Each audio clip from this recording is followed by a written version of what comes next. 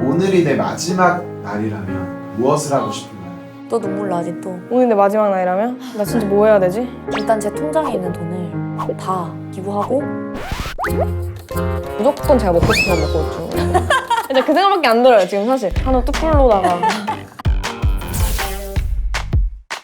마지막이라면은 평소에 자기가 다니던 이 풍경들을 눈에 담아두고 싶을 거거든요. 그냥 동네 한 바퀴 쭉 돌면서 이제 이런 데 살았구나 하면서 이제 저녁 노을 제가 좋아하는 것도 좀 보고. 전 사람을 아무도 안 만나고, 왜냐면 누구를 만나면 만날수록 더 만나야 할 사람이 생각날 것 같고, 이제 너랑 마지막 커피를 마시는데 어떻게 헤어져요?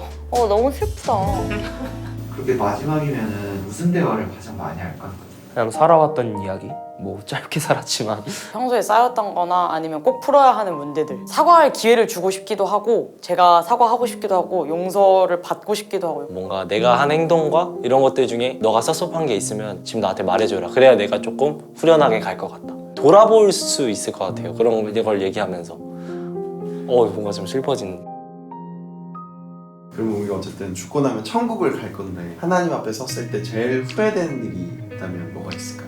말과 행동을 너무 다르게 한 거. 제가 앞으로는 이렇게 살아보도록 할게요. 다시 돌아갈게요. 이렇게 얘기를 하지만 그게 딱 그 순간뿐이고 돌아서면은 행동이 그렇게 안 되니까. 그냥 살다 보면 하나님보다 더 사랑하는 게 넘치더라고요. 그러다 보면 하나님은 어느 순간 또 잊혀져 있고 더 많은 친구들을 전도하지 못했다는 거? 군대에서 한 명을 두고 내가 기도를 많이 했거든요. 내가 군 생활 동안 얘는 어떻게든 내가 주님 믿게 하리라 했는데 제대로 챙기지 못하고 나를 위해 살아갔다는 그게 굉장히 많이 후회가 될 것 같아요.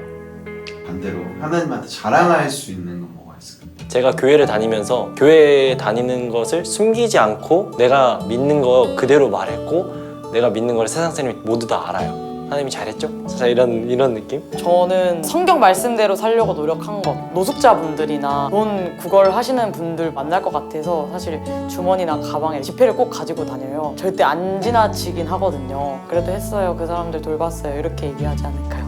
쑥스럽네요. 귀한 달란트를 또 많이 주셨기 때문에 내가 지금까지 했던 사역들을 다 자랑할 거야. 하나님한테.